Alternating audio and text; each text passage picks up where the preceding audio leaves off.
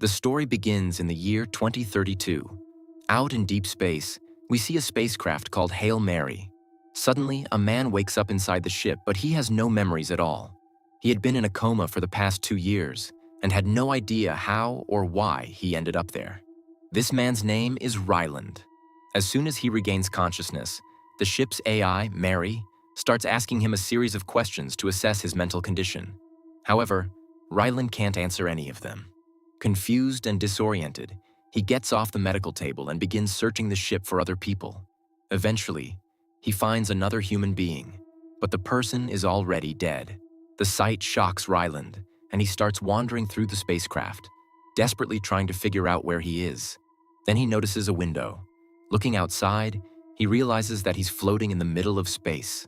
As he examines the various machines and equipment around him, he discovers that he recognizes them all very well.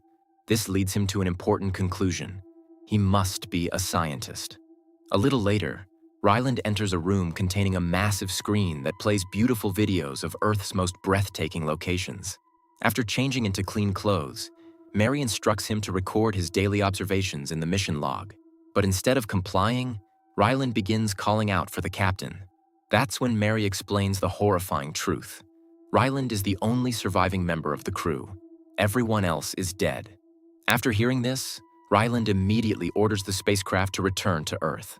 But Mary firmly refuses, explaining that they cannot turn back until the mission is completed. Determined to contact home, Ryland decides to send a message to Earth. However, Mary informs him that the transmission would take nearly 12 years to arrive. Shocked, Ryland quickly checks the mission map and discovers something even more unbelievable. He has already been on this mission for 2 years, and his spacecraft is now approximately 113.8 light-years away from Earth. Suddenly, a sharp pain shoots through his head, and fragments of his lost memories begin to return. Ryland remembers that he used to be a science teacher who taught molecular biology to his students. Around that time, scientists discovered a strange astronomical phenomenon stretching all the way to the planet Venus. It became known as the Petrov line. Further research revealed that a mysterious microorganism called astrophage was rapidly spreading across the surface of the sun. As a result, the sun's brightness was slowly decreasing. Scientists predicted that if the phenomenon continued unchecked, Earth would face catastrophic global cooling within the next 30 years. Temperatures would plummet worldwide, triggering devastating climate changes that could threaten the survival of civilization itself.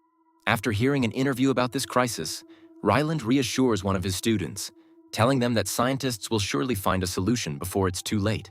After class, Eva, the leader of Project Hail Mary, arrives to meet Ryland. She had read his paper where he argued that water isn't essential for life.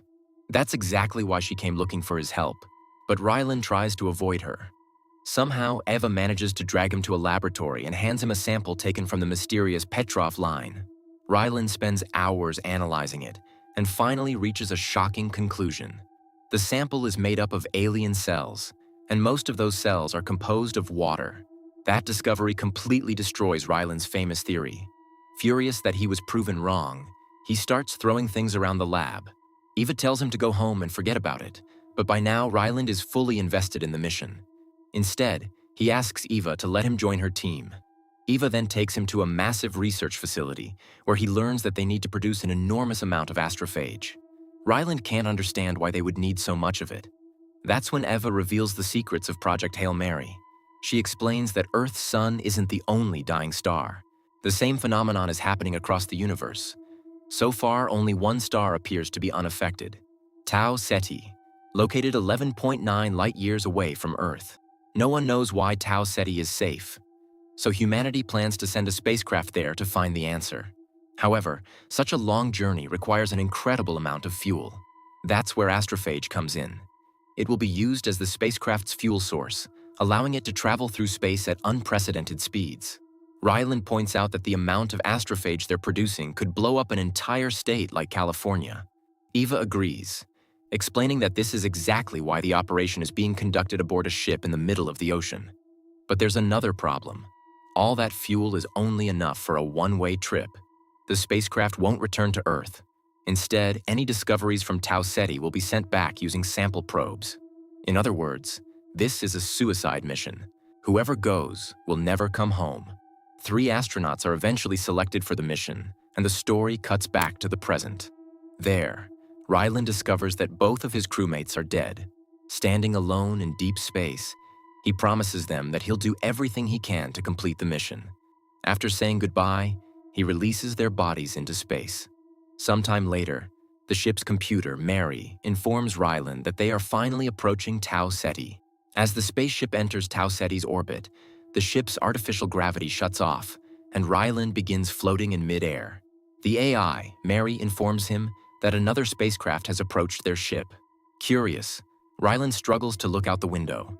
Outside, he sees a strange vessel made from a crystal-like metallic material. Suddenly, something is launched from that ship toward Ryland's spacecraft. At first, Ryland assumes it might be a bomb, but when nothing happens, he carefully goes outside and brings the object aboard. After examining it, he realizes it contains the other ship's location data. Ryland then tracks his own position and sends his coordinates back to the mysterious vessel. A short time later, the other spacecraft docks with Ryland's ship, creating a tunnel-like passage between them. Seeing this, Ryland cautiously moves through the tunnel. From the opposite side, an alien approaches him. The creature looks almost like a living rock and has 5 legs. It tries to communicate with Ryland, but neither of them can understand the other's language. To solve the problem, both Ryland and the alien return to their respective ships and build translation devices. Once the devices are complete, they finally manage to communicate. That's when they discover that they are on the exact same mission, saving their home planets from the threat of astrophage. Ryland decides to name the alien Rocky, and before long, the two become close friends. Together, they agree to work as a team to save both of their worlds. One day, Rocky visits Ryland's ship inside a special crystal enclosure. Since he cannot breathe oxygen, the protective chamber allows him to survive in Ryland's environment. During the visit, Rocky explains that they both need to travel to the same destination. Because of that, they decide to continue the journey using Ryland's spacecraft.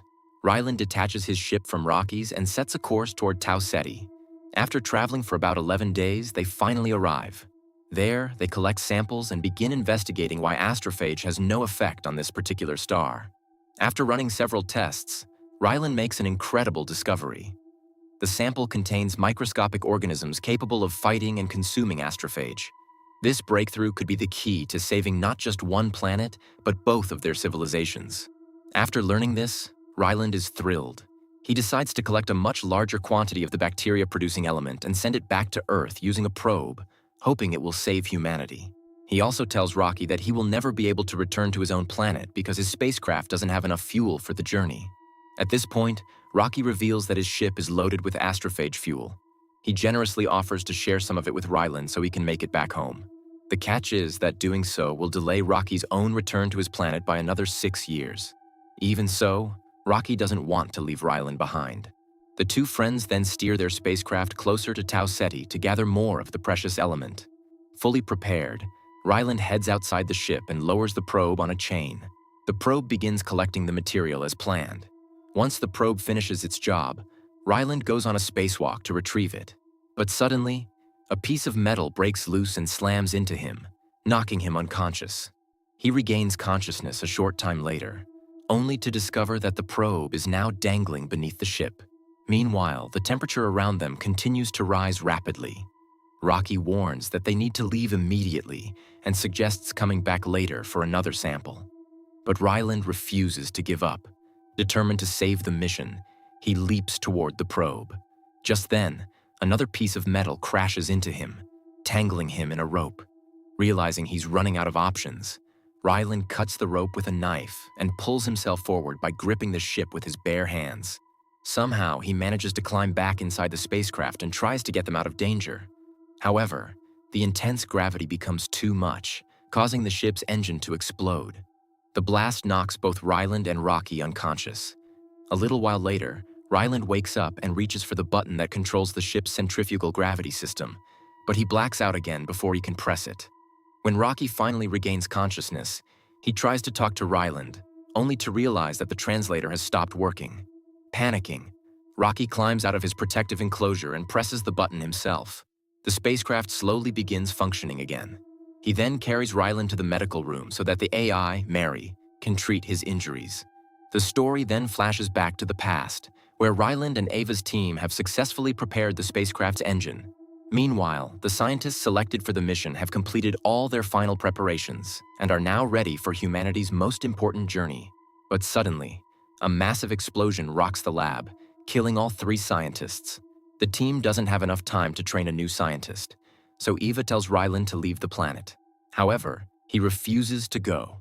Despite his protests, he is knocked unconscious and forced onto the mission. 2 years later, Ryland finally wakes up. His memories have now fully returned. After recovering, he leaves his room to check on Rocky and finds him lying motionless inside his protective enclosure. Rocky is dead. Before passing away, he left a message on the computer asking Ryland to save his planet.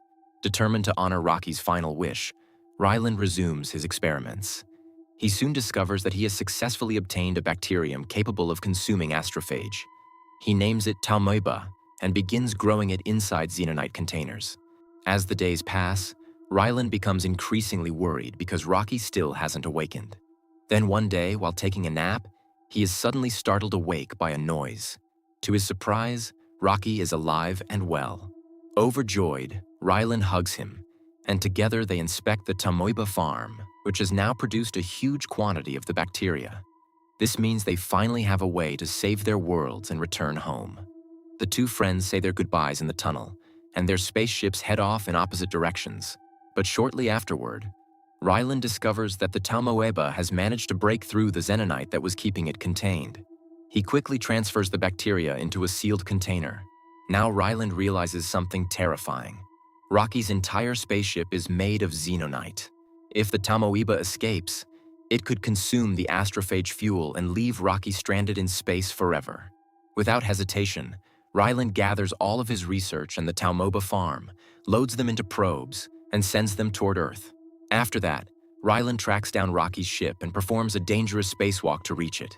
He pounds on the window until Rocky finally lets him inside. Years later, the probes arrive on Earth. Ava and her team learn how to eliminate the astrophage threat and immediately put the solution into action. Thanks to Ryland and Rocky's efforts, Earth is finally saved. Meanwhile, Ryland has been living on Rocky's planet. One day, Rocky tells him that the scientists have built a spaceship that can take him back to Earth. But Ryland makes a different choice. Instead of returning home, he decides to stay and work as a teacher for the young alien children. And with that heartwarming decision, the movie comes to an end. So, what did you think of this incredible story? Let us know in the comments below. Don't forget to like and share the video and subscribe to the channel with notifications turned on so you never miss our future uploads. Thanks for watching, and we'll see you in the next video. Take care.